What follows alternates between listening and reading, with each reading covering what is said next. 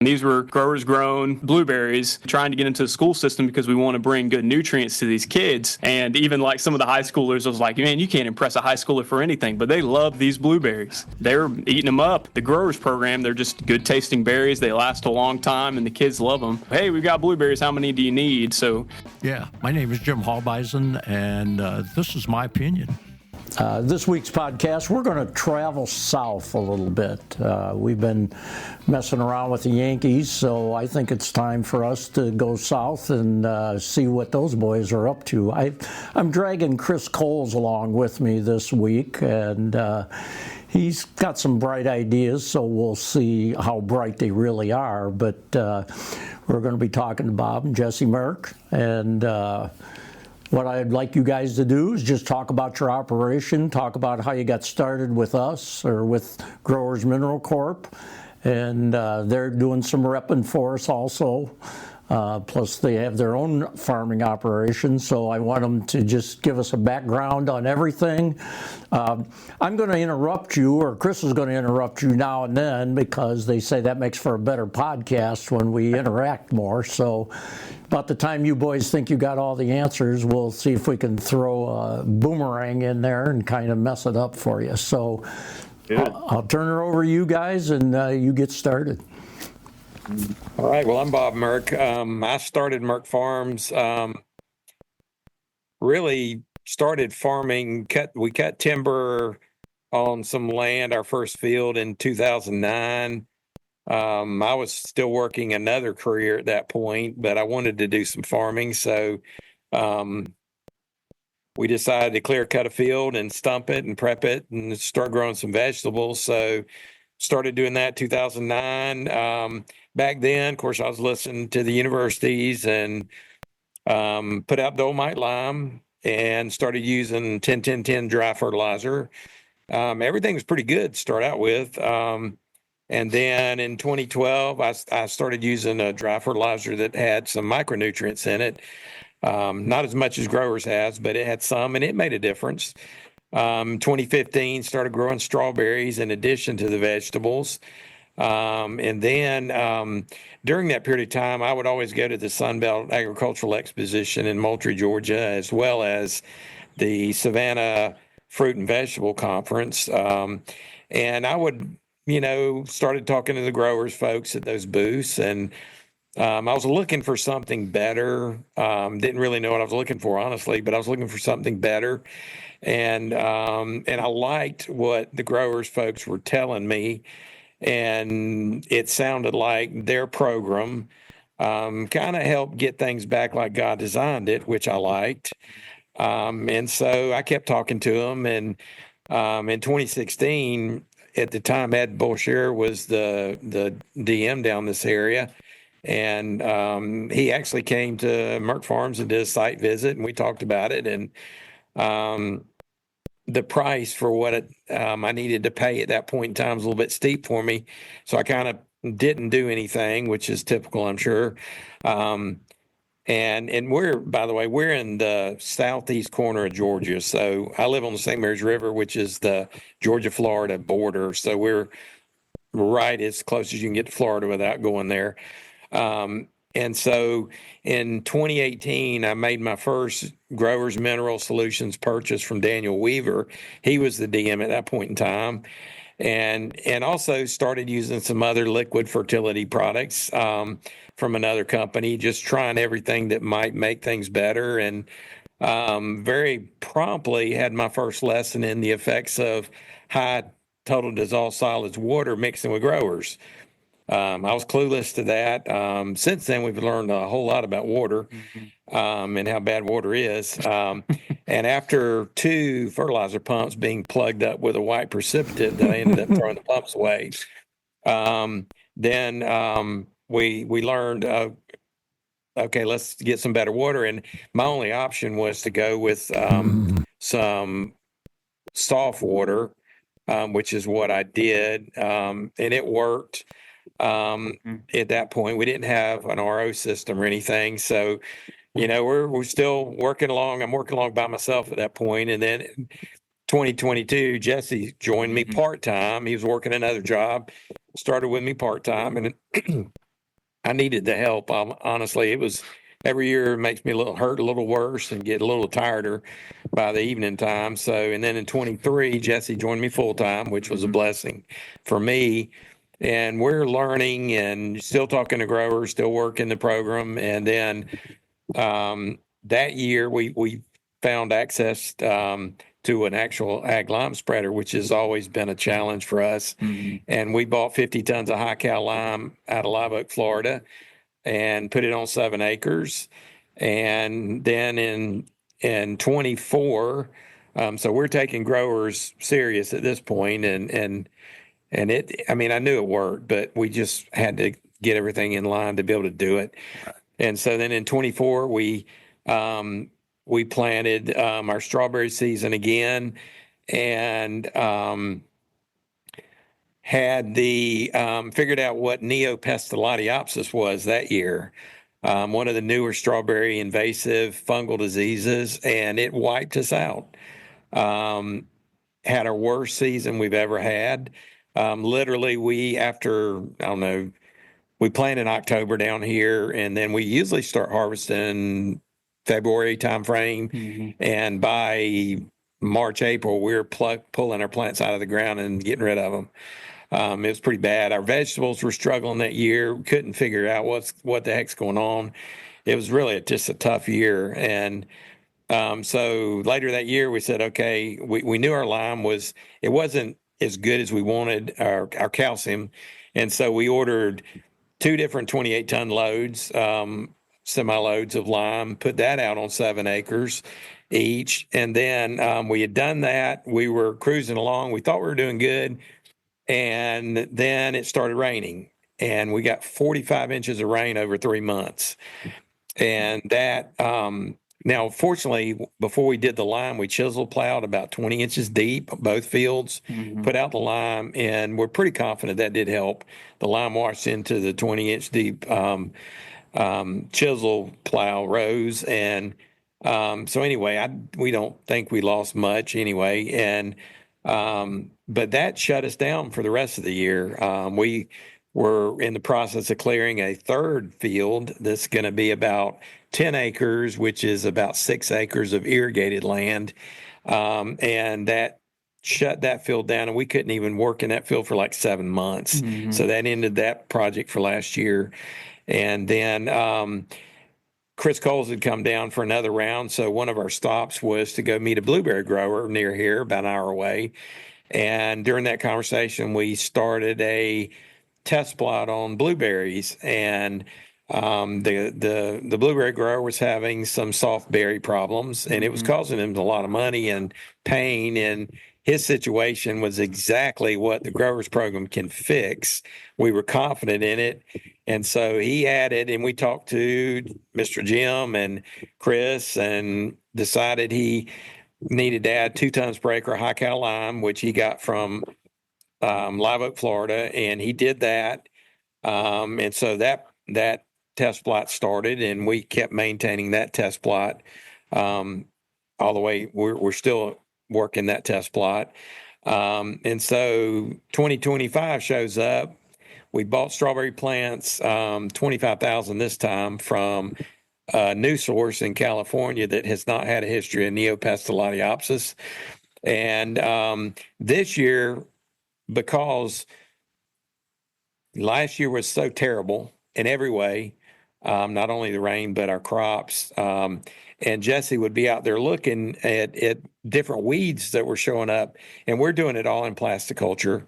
Drip tape, we fertigate, we foliar feed, trying to do everything right, but we kept seeing different weeds popping up, and Jesse kept looking at them on a picture of this app, and in every case, the weeds showed that they were due to like heavy metals and things like that, which was kind of strange for us, but we're trying to figure out what's going on here. So we decided in 2025, okay, we are only using Growers Mineral Solutions, Growers Nutritional Additive, and high cal lime. That's all we're using, and that's all we've done. And we can honestly say that we are confident at this point in time that Growers and high cal lime is all you need. We don't need the other stuff. We tried it. It didn't help us. We thought it was helping us. We figured out it didn't. We had our best season that we've had in years, probably ever. Now, there are a few exceptions to that. There's always exceptions, but we had our best season. Strawberries did great.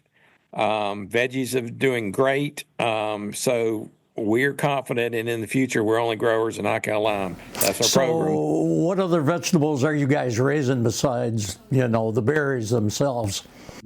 We're doing sweet corn, and we tried something different this year. You always have to try stuff, and we bought a drum punch planter last year, and since it's Jesse and I doing all the work, and we're doing everything in plasticulture, because down here we just didn't have any luck with bare ground overhead spray, so we were doing everything in plasticulture.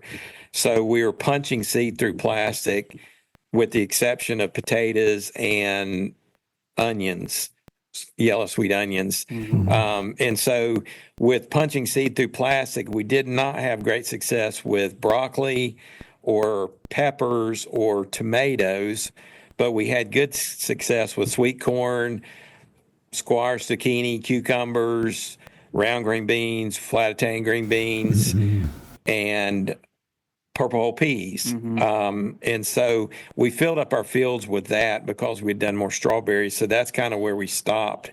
And then we did have potatoes, and we had yellow sweet onions. And so, we've learned some about monosim and vacuum and the smaller seeds. So we'll probably try again, because we think it could be related to that. But the smaller seeds we had the most trouble with. But our other crops are doing awesome. So Jesse, what's your opinion? You talk about the metals. Yeah. You're using high grade ingredients to formulate the growers to keep those metals low. Where does calcium fit into this whole program, in your opinion? I mean, if you're going to give credit to growers and the calcium, how are you going to do that? You're going to split that up, or what's your take on that? So, as I've been listening through Doc Tejan's book and, talking to you as many times as I can, it seems as if you get the calcium base saturation up, and it's going to kick those heavy metals out of the soluble complex, so they're not taking them up into the roots. So getting the cal levels to the right spot, and then ultimately having those kind of dormant in there, obviously getting our oxygen in there so that our microbes can bloom, and getting a good rhizosphere space under that plastic. Some variables we're still kind of thinking on in terms of black plastic versus a white on black, just to kind of reflect more sunlight as we're seeing more intensity issues. And I think that might have been one of the factors behind some of the seed not popping up with the smaller seed. But we also, through that last rain, had lost a good bit of sand soil in that field, and we had to fill it in, and we basically were already in the process of digging a little pond at the bottom end of field 2. So we moved a lot of calloid material over there, and ultimately, we're convinced now we need to put more cal down, because we've got, probably in some sections 3 or 4 feet of clay material that needs more lime so that it can increase that porosity, because we've got kind of a lopsided feel where the top side might be more sandy and the bottom side might be more clay or water sand. That's very interesting, because when you come to my farm, that sand, we call that our sissy dirt, because we can grow anything in that. But man, you get in that high colloid stuff, boy. Man. Yeah, I think you've got that interpreted correctly, man. You got to get that calcium in there to control that, and everybody wants to look at the soil test and know exactly what you guys are doing is what you need to do. You got to get those rates on and then let the soil talk back to you. Right. I think that's. And we've got an idea too this year, because one of those spots is relatively sloped, and I've, just listening to Tejan's, in certain scenarios, that calcium will travel down that slope, and there's different stuff we got to consider, but we're prepared to kind of almost build it up a little bit more and terrace it on that edge, and then try to grass it good with some rye. We had a good test with some rye seed in between plastic this year on that side, and then a complete nightmare with weed, normal weed seeds over in the strawberry side. But it was so wet at that point, we couldn't get the rye seed down for it.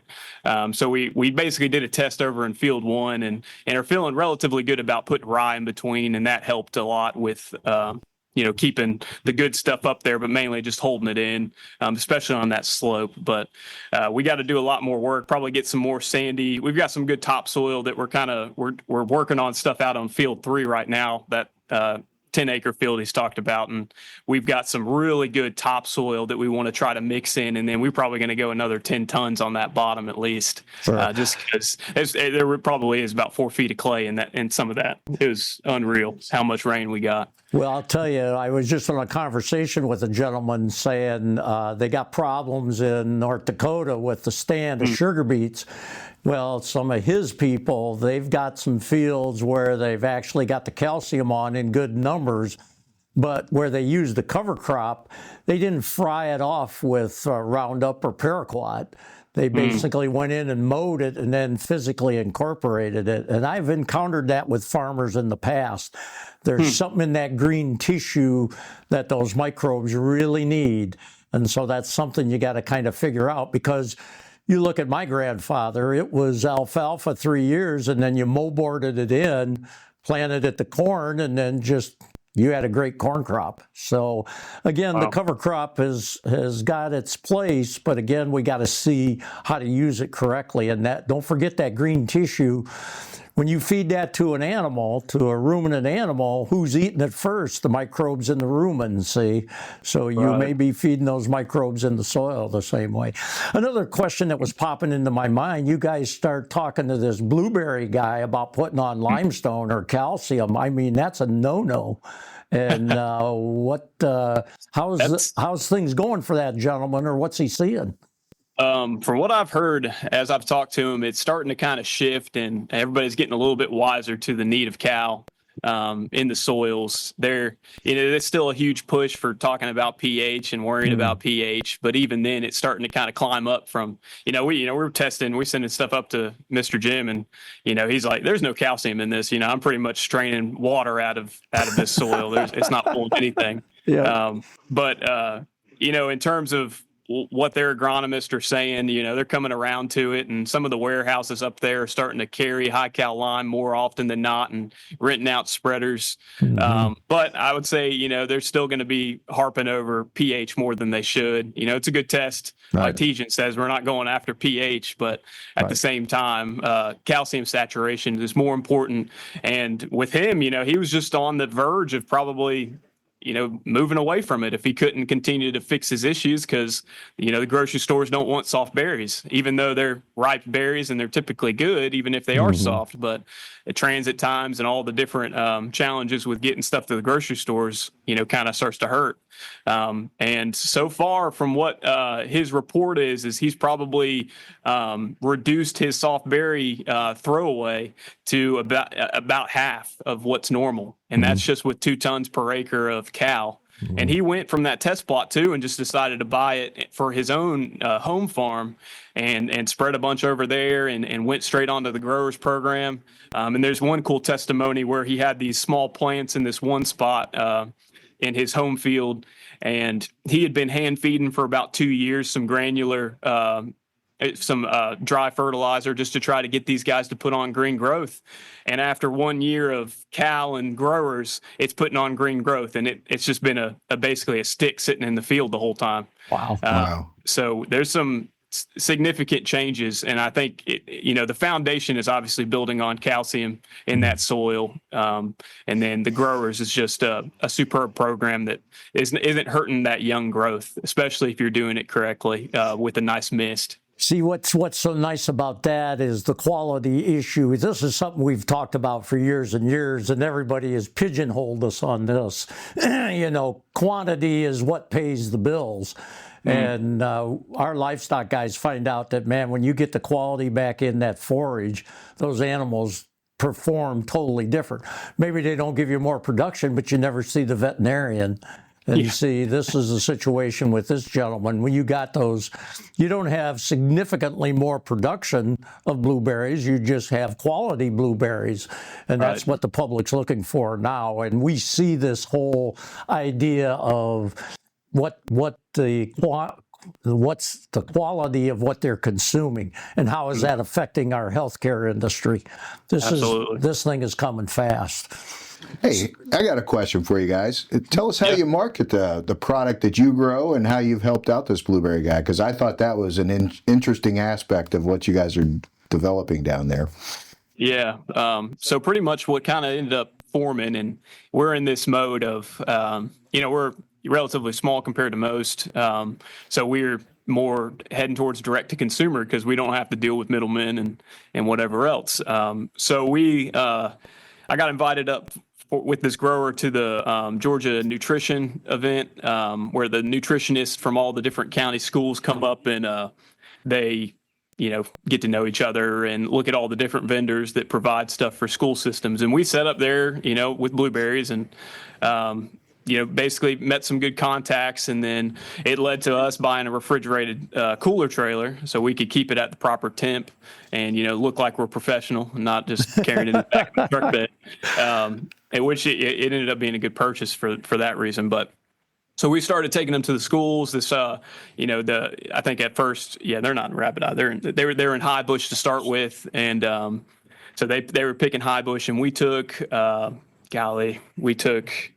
about 3 pallets worth of blueberries and kind of delivered to the school systems just to see what people thought. And these were growers grown blueberries, and we got some really interesting reports. So, we were trying to get into the school system because we want to bring good nutrients to these kids. And even like some of the high schoolers was like, man, you can't impress a high schooler for anything, but they love these blueberries. Wow. So, wow. they were eating them up, and, we've learned a little bit more there. I kind of had a gut feeling. I was like, this isn't going to be as easy as they say. It's not going to be like every week they want the same amount of blueberries, and that's kind of what happened. But it's based upon their different funding pots and all sorts of different intricacies of grants and whatnot. But still kind of pushing forward and trying to market and expand it out. But so far, there's a good report for the growers program. They're just good tasting berries. They last a long time, and the kids love them. So it's now just going to be the continued process of trying to find more leads, a larger list of people that I can reach out to say, hey, we've got blueberries. How many do you need? So, we can maybe hopefully at some point in the future have 4 pallets of blueberries and get them to the school systems or wherever else they might go. But so that's, I'll tell you right now, guys, I got 4 teenage grandchildren, and I'll tell you, if you're getting their attention, I'm impressed. So I would say you must have something that is really doing a job, in my opinion. Well, the last time I was down there with you guys, we went over to that strawberry grower over in southern Georgia, on the other side of Georgia there, I think. And he was on the growers program, and he was selling to the schools as well. And there was a big strawberry producer in that same county, I guess, that was producing strawberries. And the schools had to buy, I guess, 1 week from this guy and another week from the other guy. And their reply was, hey, 1 week the kids eat up all the strawberries. The next week they throw them all away. What's going on here? And I said, that's the best grower's testimony I've ever heard. So, that is an absolute fact too. And they quit buying from the other grower. Did they? Good. Yeah. And they were picking, he was sending all he has 40,000 plants, 2.5 acres packed in there, and he was selling them all to the schools. And they were taking every one of them. So, hey, one thing I would like from you guys is give us kind of a protocol when you're using growers' mineral solutions. What's your approach? Transplant, foliar feeding? How do you foliar feed? And then you can chat a little bit about water, as far as the foliar feeding. Bob kind of touched on that as a problem in the beginning, and see, that happens to a lot of people because water chemistry is not that well understood in the industry, and so we really try to help people. So just give us some of your growers' protocols on the different crops that you're working with. Well, we typically fertigate all of our plastic ground strawberries and vegetables, and in a lot of cases, 2 gallons per acre per week, pretty religiously. We have done 3 gallons per acre per week if we feel like they need it. I've done more than that on occasion, but typically 2 gallons per acre per week is what we do. Fertigation on both fields. Usually do that in one shot. And then we try to also foliar feed with another gallon or two once a week as well. We have an A1 mist sprayer that we bought a couple years ago, and so we're doing the foliar with a mist sprayer. So, and the reason we got that is so, like for vegetables, you can't drive over them, or at least we can't. And so, at least I can drive down and blow through it. And I usually blow, like we have things set up in quadrants, so I usually blow through one direction, turn around the other side, and blow back the other direction just to try to get the coverage. And of course, that's really important if you're putting out any kind of pesticide, insecticide, or fungicide. Are you mixing the product with any pesticides at all, Bob? On occasion, only we started out only doing it if we needed to, Right. but we're finding that every year, because we had the Neopestalotiopsis that killed us last year, and there's some indication that there's some of the spores in the ground this year, even with good plants. But this year's nightmare was a chili thrips invasion. I just heard about them like 2 months prior. It's a new invasive insect from Asia. And as far as I know, we were the first strawberry grower that was blessed with an invasion of them. and it turned our entire strawberry field bronze color, our strawberries. And now Jesse would still eat them. He's pretty tough on eating anything Yeah, and just trying go it for it. raw in Hasn't the hurt me field. yet. But anyway, obviously you Still tasted good. yeah, it still tasted Just good, but ugly. it just don't look right. Yeah. So we ended up paying a crew, 7-man crew, 7-man and woman actually, 3 different times to pick our strawberries clean and throw them away in our peak of our season. Wow. That hurt significantly. 2 That or was 3 months that was gone. tens of thousands of dollars we lost, and still had a good season, surprisingly. Yeah. But not as good as it should have been. But anyway, that kind of stuff is what has been a nightmare. So because of that, we are of the belief, at least down here, that we're going to be on a weekly spray program from now on. So what do you do? Are you doing like a jar test to see if the mixing is okay? That tends to be an issue. We tell guys, if you're putting something into the growers, like an insecticide or a fungicide, you got to do that jar test. Is that something that you guys do religiously as far as when you're mixing products? Well, some of these products we've done them before, so we haven't done it recently. Yeah, but you've We've got done that in the experience. past. Yeah. Right. And we haven't had a problem They're with that. usually, such small amount of ounces, and then he's very much religious in terms of going at nighttime and doing a spray program at nighttime because we don't want to mess with the pollinators, and that's been very effective. So what about the water? Are you still with well water, or have you gone to the RO, or you're acidifying your well? What are you doing there? Well, for the sprayer, we're still using softened water because that's our only option. But for fertigation, we've done jar tests with the well water. We got pond on one side and well on the other. But we're using well for all the mixed tanks.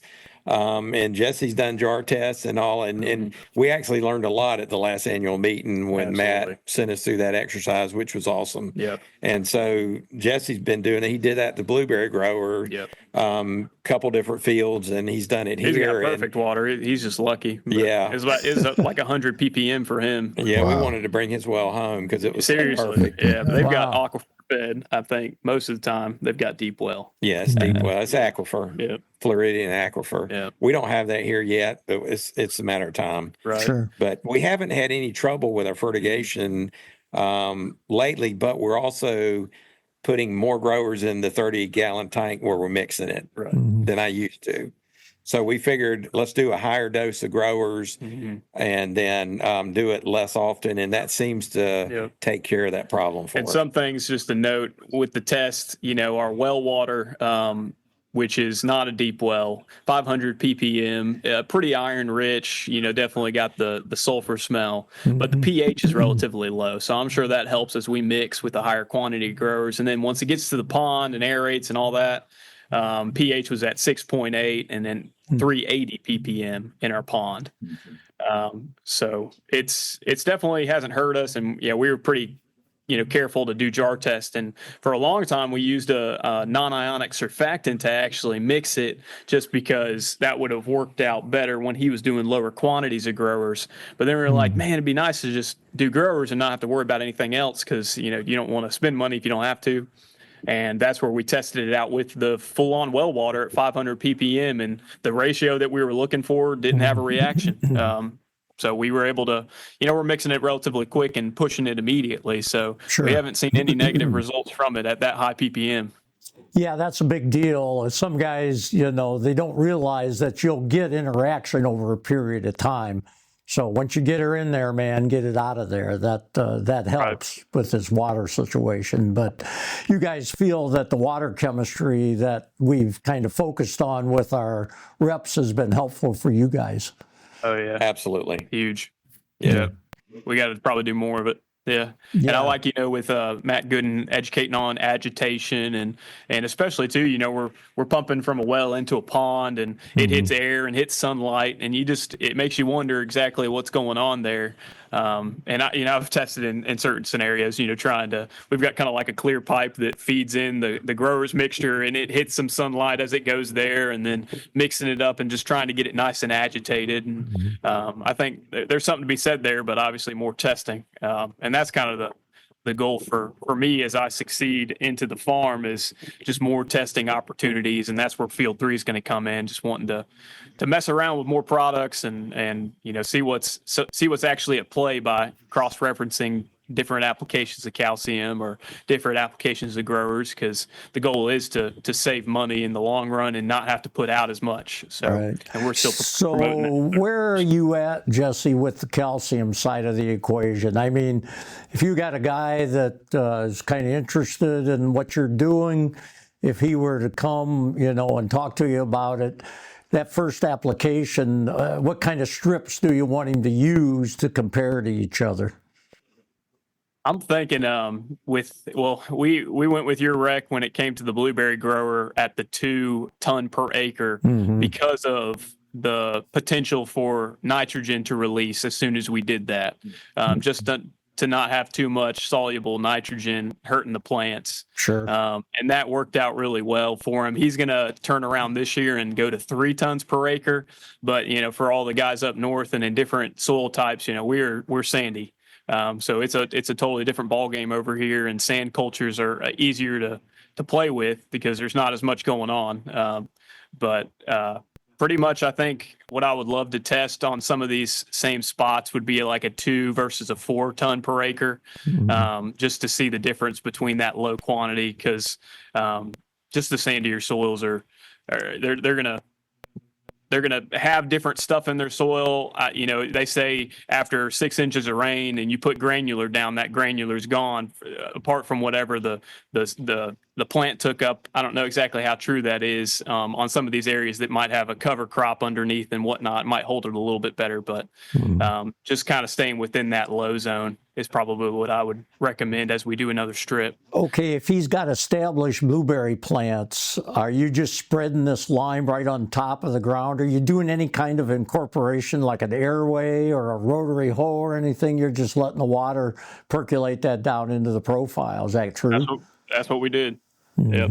They've got a pivot, so he was able to do that, but we got a lot of rain too, so it was able to beat it in. So yeah, I mean, we've thought, he's been interested in doing gypsum as well, and we're talking. We've reached out and talked with Chris Carter about pecan trees, and he had a grower that specifically was more interested in gypsum just because it was able to penetrate in a lot easier, and they were struggling with that high cal lime. But with the blueberries, it seemed like the high cal lime was fine, and it kind of slow released almost. I'll tell you, you got a brother up in the Carolinas, Terry Norris, has some guys up there that have blended gypsum with their high-cal product up there, which is almost like an aragonite. And part of that is the expense of the gypsum is part of the problem. and they were able to buy the high cal cheaper. But that blending effect seemed to work very, very nicely. Those guys got very nice reactions out of that. And what levels?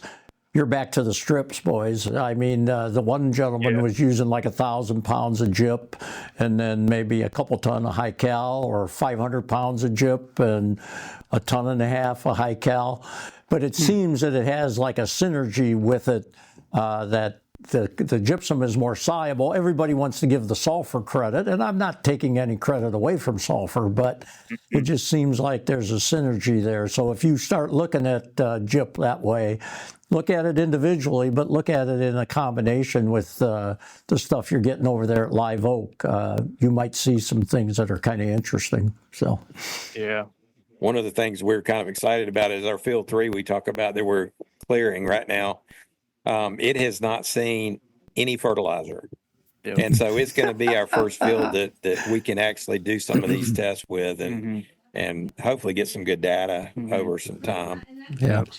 See, it's this biological thing is where the issue is, guys. You know, we got to get the proper species of microbes that live in that symbiotic relationship with the crop. And see, different crops are probably got different symbiosis types of microbes. So again, you've got to let the crop and the soil talk to you. That's the thing that I think a lot of guys don't like about our program, because we don't give them a prescription. We said, you know, you got to let your crop talk to you. That's really the best way to figure it out, in my opinion. So, Right.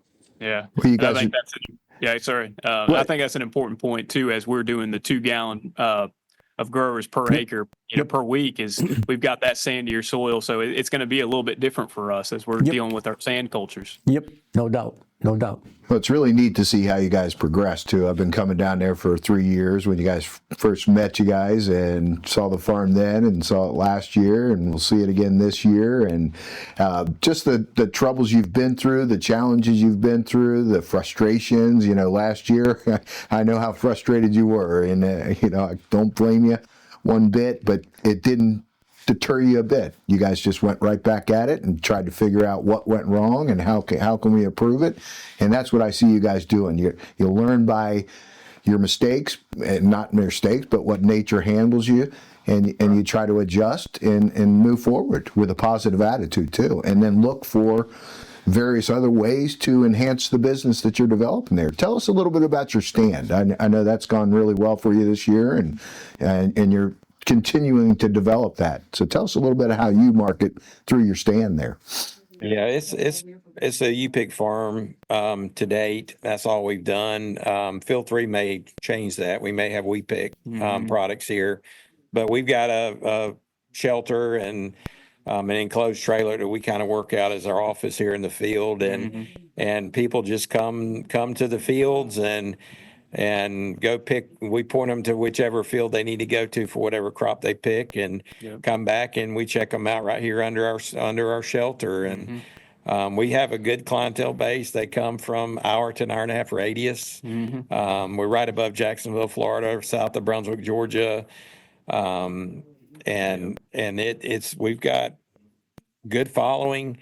Our biggest problem is just having enough crop, honestly, for the people that want to come get it. So we have to regulate our openings based on crop availability. Right. And most people get it. And most people also know that when we say we're going to open, be there when the gate opens. That's right. Goes quick. There you go. That's a good thing to have. Yeah, absolutely. Okay. Yeah, it's been an interesting rise, and social media has been a huge component with it. That's Dad started that a long time ago, and it's just built up and built up and built up, and you kind of just have that credibility that helps out a lot. But more than anything, this year has just been everybody's just loving the strawberry taste, and the sugar content's just there, and everybody says it's like, man, the grocery store you can't taste anything. You come out here, you're spoiled forever, and that's kind of what we're hoping for. We'll spoil them, but there you go. And especially too with talking about expanding the market, wanting to have growers grown stuff. Getting a list of people who are doing it this way with Cal and growers, so that we could either resell products, but mainly too for us, we want to grow it all here if we can. because it just seems more and more like direct to consumer is going to be the way for especially farms our size, but even bigger farms. We've got a bunch of friends around here who succeed a lot on getting the actual customers out to the farm and going back towards the old school way of you find your local farmer and you buy from them, rather than it all being based upon big consumer chains that are they're spinning stuff all over the country. Yep. And the produce quality, strawberries and vegetables has been good, and it's been better since we were on this program, and people recognize that. Right. And the shelf life is better. Our onions, which we don't grow Vidalia onions here because we can't call them Vidalias anyway, so we grow a Texas Legend, which is a yellow sweet. To me, tastes just as good. My wife's had them 5 to 7 months and they're still fine in the house, puts them in stockings, but our shelf life is excellent. And we attribute that to the calcium and the quality of growers. Yeah. Excellent. Okay, gentlemen, Russ is frowning, so that means we got to cut you off a little bit here. So it's been a great run. We're going to get you back again. We'd like to have a little chat with this blueberry guy to make sure that we're not fabricating anything. So, hey, we really appreciate interacting with you guys. You take care. Yeah, have a good day, guys. Appreciate Thanks, you. y'all. Thank you. This podcast has been brought to you by Growers Mineral. Please visit growersmineral.com.